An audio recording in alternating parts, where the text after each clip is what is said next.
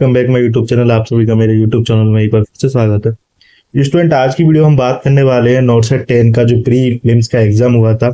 कल आपका 11 अप्रैल को एग्जाम हो गया था। उसके बाद काफी स्टूडेंट्स के सवाल आ रहे हैं कि रिजल्ट कब तक आएगा, पेपर कैसा लेवल आया था, क्या कट ऑफ रह सकती है जिससे आप प्री क्लियर कर सकें। ऐसे तमाम आपकी जो डाउट्स हैं उनको आज हम डिस्कस करने वाले हैं। ये वीडियो अच्छी लगती है तो प्लीज चैनल को सब्सक्राइब कर लेना, क्योंकि यहाँ से आपको मिलने वाली है नॉट सेट 10 से रिगार्डिंग हर एक अपडेट जो आपके लिए काफी इंपोर्टेंट होने वाली। चलिए सबसे पहले हम बात करते हैं कि पेपर का लेवल कैसा आया था, क्योंकि काफी स्टूडेंट्स ने पेपर दिया हुआ था। तो पेपर लेवल की बात करेंगे हम, हर एक उस क्राइटेरिया को ध्यान में रखेंगे जो नॉट सेट जैसे एग्जाम को अदर नर्सिंग के जो कॉम्पिटिटिव एग्जाम है उससे डिफरेंट बनाते हैं। तो चलिए शुरुआत करते हैं।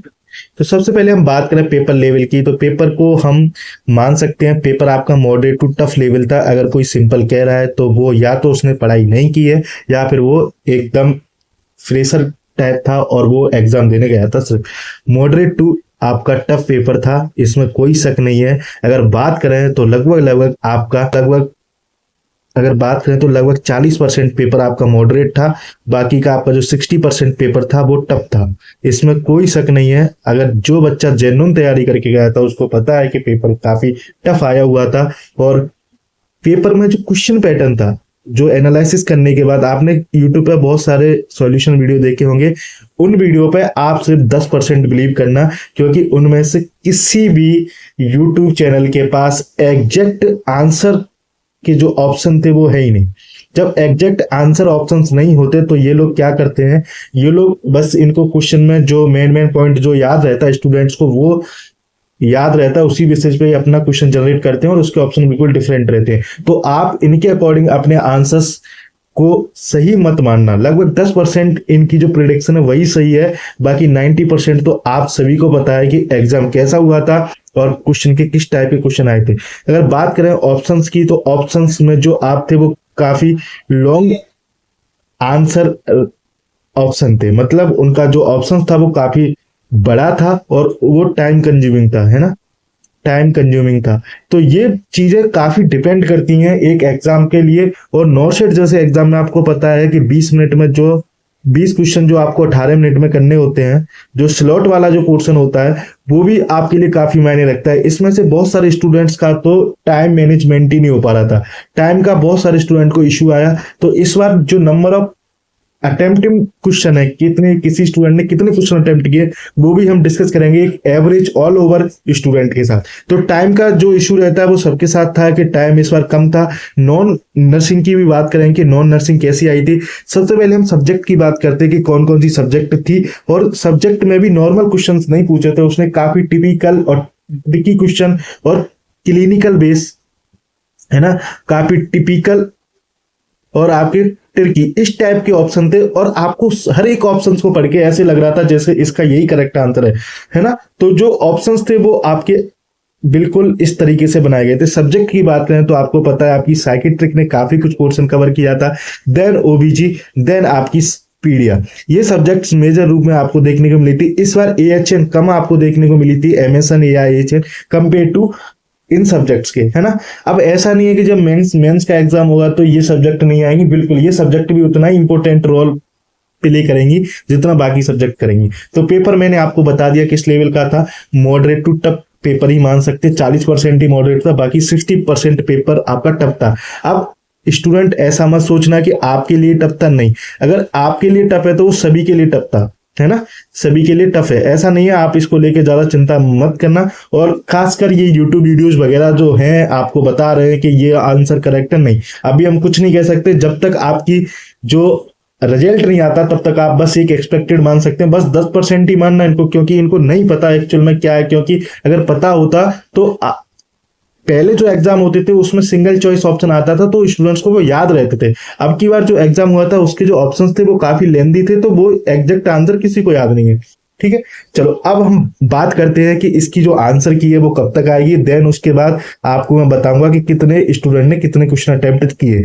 आंसर की बात करें तो लगभग एम्स की जो तरफ से जो आपकी आंसर की डायरेक्ट जारी नहीं होती, आपकी जो रिजल्ट पीडीएफ आपका जारी होता है तो रिजल्ट पीडीएफ आपकी जो है वो आपकी 16 तारीख को आ जाएगी, 15 या 16 तारीख को आपको देखने को मिल जाएगी। देन उसके बाद आपका जो स्कोर कार्ड है वो जारी होगा, जिसमें आपको पता चल सकेगा कि आपके कितने क्वेश्चन राइट थे और कितने क्वेश्चन आपके रॉन्ग थे, है ना।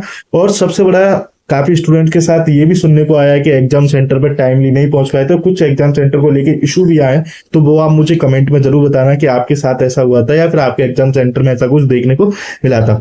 अब क्वेश्चन ऑफ अटेम्प्ट की बात करें कि स्टूडेंट ने कितने क्वेश्चन अटेम्प्ट किए हैं, तो मोस्ट ऑफ स्टूडेंट्स का जो क्वेश्चन अटेम्प्ट क्राइटेरिया है वो 80 से 90 के बीच में रहा है और 70 से 80 के बीच में रहा है। अब ये जो क्राइटेरिया है ये बेस्ट क्राइटेरिया है, क्योंकि अगर आप नॉन नर्सिंग को देख के ये बात करते हो तो बेस्ट क्राइटेरिया है। अगर आप इससे कम अटेम्प्ट करके आए, बहुत से स्टूडेंट 60 से 70 अटेम्प्ट करके आए, तो उनके लिए ये थोड़ा अच्छा नहीं रह सकता, क्योंकि ये एक लो स्कोर की तरफ आपको डिनोट करेगा।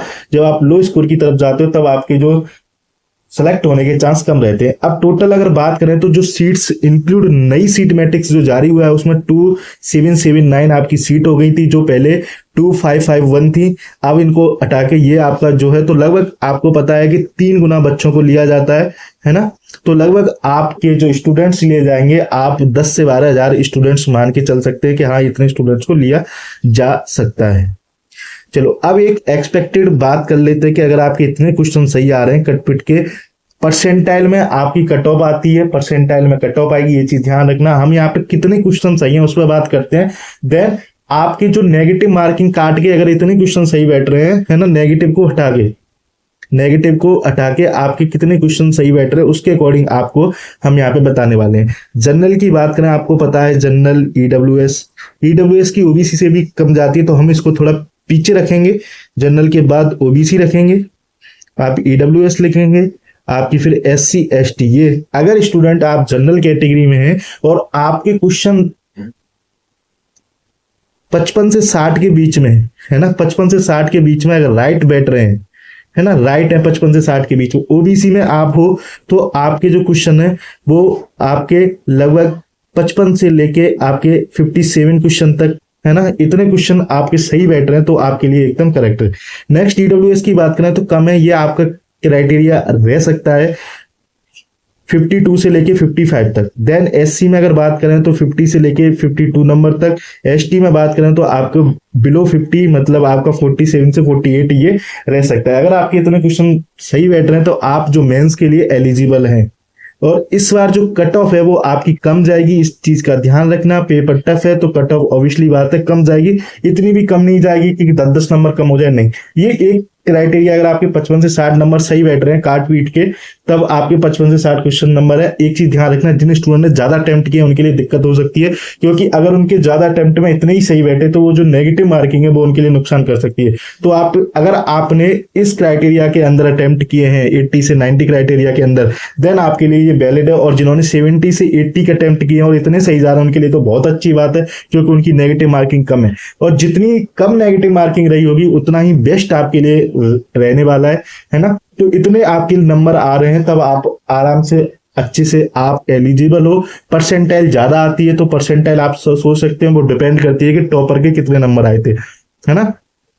तो टॉपर के अकॉर्डिंग आपकी परसेंटाइल आएगी। परसेंटाइल हमेशा आपके एग्जैक्ट नंबर से काफी ज्यादा आने वाली है, तो इस चीज को ध्यान रखिए, है ना। बाकी आप ओवर कॉन्फिडेंट ना रहें, जो भी चीजें हैं, जो भी यूट्यूबर्स वगैरह बता रहे हैं इन पर थोड़ा बिलीव कम करें, क्योंकि एम्स जो है वो अपनी खुद की गाइडलाइंस फॉलो करता है और उसके अकॉर्डिंग जो पेपर में आंसर्स रहते हैं वही वो सही मानता है। आप इसको पर्टिकुलर किसी बुक का रेफरेंस मान के इस चीज को वेरीफाई नहीं कर सकते, क्योंकि अगर एम्स ने मान लिया फिर चाहे वो किसी बुक्स में कुछ भी हो, एम्स उसी को सही मानता है।